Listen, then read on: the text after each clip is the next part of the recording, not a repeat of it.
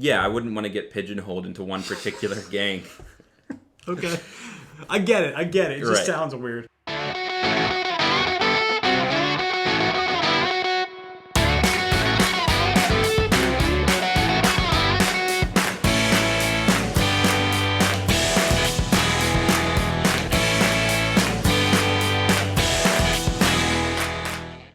Well, I'm Matt. And I'm Carter. And welcome to another episode of It's Kind of a Gray Area. Welcome back. So I want to start off, right off the bat, Sure. with something that happened to me. Let's go right into it. All right, so I was downtown, Baltimore. We're in Maryland. And I stopped at a light, and the person in front of me, there was someone in front of me, these two people ran up and started washing his windshield. And Yeah, you see this in cities a lot, where they wait for the red light and they run out and they've got like the bucket and like a rag and they're just like using the same water all day long. Yes. So it's like completely brown. So I was like, you didn't really clean it. You kind of made it a dirty film. Right. But anyway, so they run out. These two guys run out. They're like teenage kids. They wash the windshield real quick, and then they ask the guy for money. And the guy's like, "No, like I didn't. You made it worse. Like I'm not. I didn't ask for this. Right. Like, and then they just started screaming profanity at him. Right. They were super pissed. You like take the rag, they like you like squish it so the water comes out, but throw it at the same time. Like, but you hold on to the rag, kind of throw in the just water. like sling the water. Yeah. So they like did that at his car and like screaming at him, and I'm just like one car behind, just like, don't come wash my windshield. Right. Green light, green light, green light, green light. Right. That would not be. Never wanted a green light more in my life. It would be really funny if they just walked away over to you and then we're like, hey, just, start washing your windshield after just having that encounter. Yeah. No, don't even start.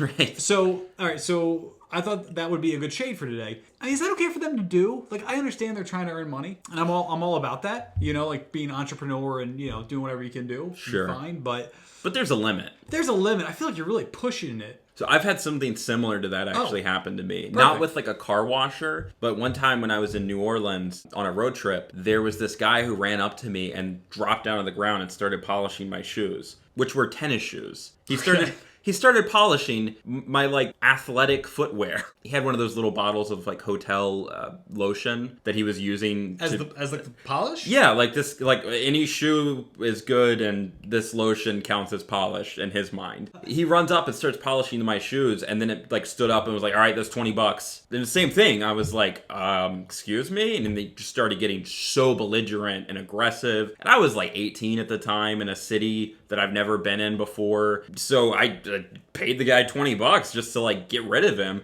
which is entirely what their whole strategy is. Yeah, just pay me to go away. Right. I think that's not acceptable. It's one thing to be like, hey, I'm gonna wash your windshield real quick, and then just ask for money. Because that's just showing like a very persistent, like kind of salesmanship kind of attitude. If you get like belligerent and like really mean and upset about it, you don't have the right. Right. You force this on someone. You don't have the right to be upset about it. I don't think they're actually upset. I think it's just they're playing a part so that they can convince people to give them money. Or they're just actors. Essentially. Huh. Because, I mean, they have to realize that that's stupid. First of all, it took like 30 seconds of their time. I'd hope so. Yeah, I don't think they are actually angry. I think that's just part of how you make your money. But I think you should ask up front.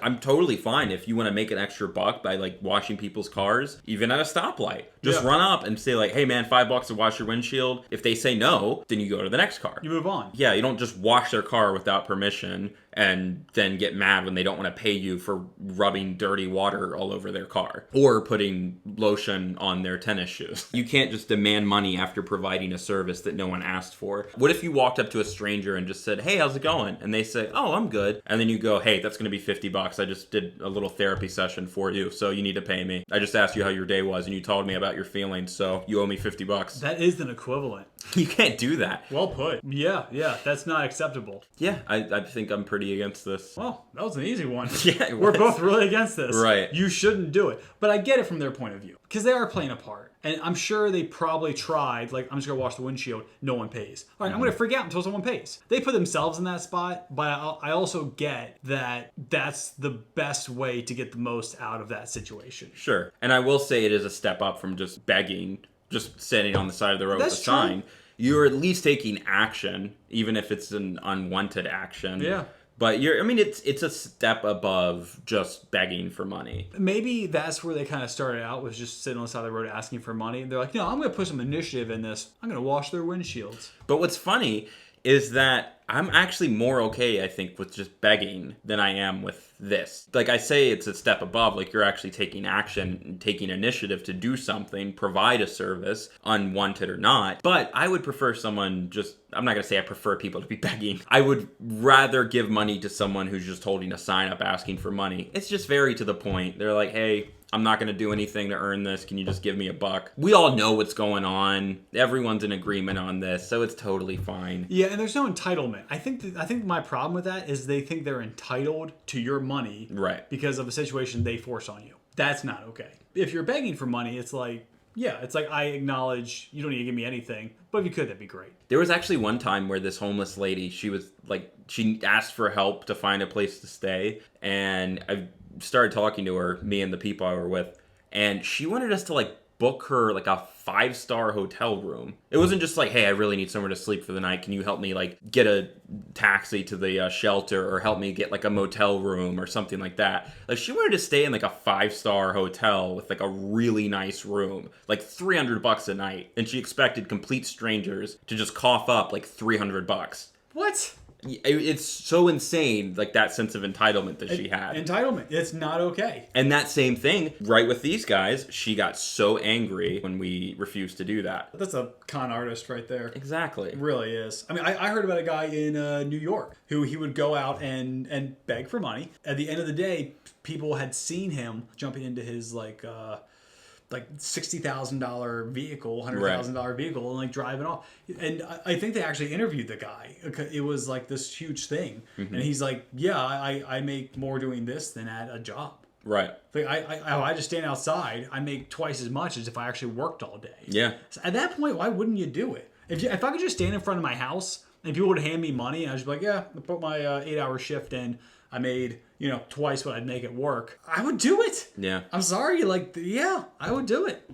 It's ridiculous not to at that point. Yeah. I mean, that's a similar approach to life as some Buddhist monks, where they don't do any work. They only ever meditate. So they beg for all of their food and they just eat whatever people provide them. But in this case, it's just somebody who doesn't feel like working. But honestly, I mean, it's not like he's stealing the money from anyone. He may be misleading people by making them think that he's in more desperate straits than he actually is. Yeah. But at the end of the day, he still asked for money, and someone agreed to give him money and handed it over. I mean, it's kind of on you. If you made that decision to give someone money and then you see them hop in a BMW, that's on you. You decided to give that person money. Yeah, but that's a con artist then. And that's the whole thing with the movie Matchstick Men with Nicolas Cage. The incomparable Nicolas Cage. Incomparable. Literally, no one else could ever be what Nicolas Cage is. Whatever he is. Right. You can't be it. Good or bad. That's the whole argument with that. It's like, well, I'm not stealing people's money.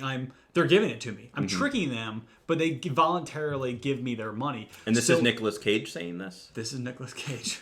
That was the whole thing. It's like, well, you're not stealing it from them. They're giving it to you. Yeah. So, I mean, you're a liar, but not a thief? Is that kind of how it goes? Yeah.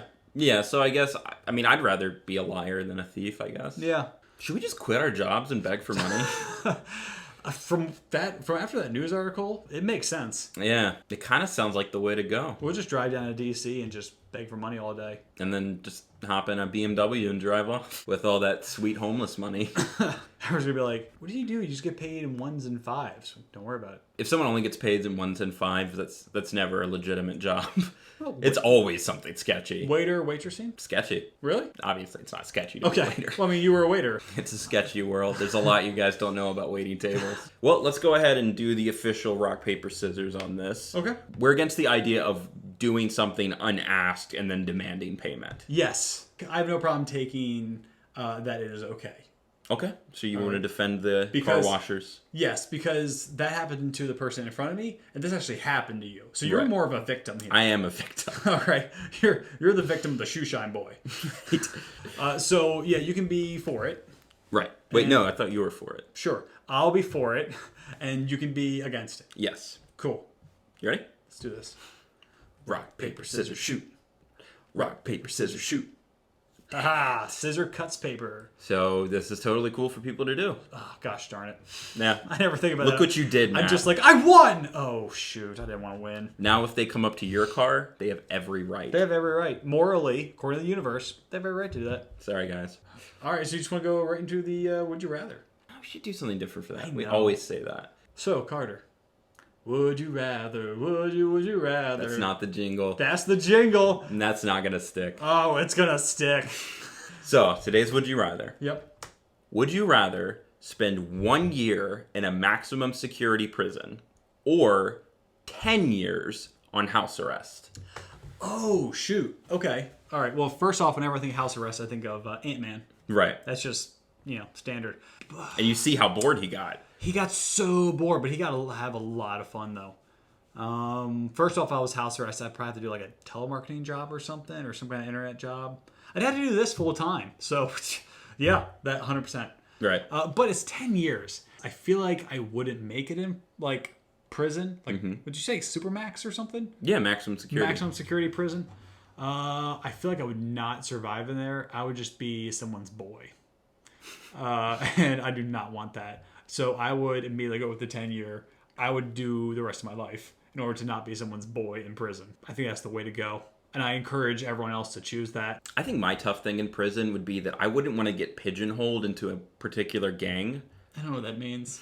That can mean a lot in prison. Do you actually not know what I don't know what pigeonholed means. It's like being like typecast. Oh, okay. Just say typecasted. Yeah, I wouldn't want to get pigeonholed into one particular gang. Okay. I get it. It just Right. sounds weird. I wouldn't want to have to, join a gang, but I also, I've never been to a maximum security prison. I don't know what it's actually like compared to TV. Yeah. Yeah, I think we would both take house arrest, and hopefully they'll put us in houses next to each other. We'll try to finagle it. And we can hook us up with either like the same house or adjoining houses so we can kind of continue this. And then maybe we'll just like both be right on the line. Like this is the line right here. Like that's your property and this is mine and we're still doing the show. And we'll just put the table like in the middle of that line it's either on either side of the... And we'll just have a piece of like blue painter's tape or something right down the middle. Like don't cross that or else the police are going to show up. Right. Sounds good to me. I mean that sounds like a more entertaining show. Yeah. I think that would just go like... They get picked up by a network. So tune in next week when we film under house arrest. Yep. Check out the podcast for the full version of this episode. Mm-hmm. And remember to comment, like, and subscribe. Never carry cash in the bad part of town. Ring the notification bell. Don't tell your ex your new address. And eat a pound of meat before going to bed tonight. Why? And as always, IKAGA. Yep.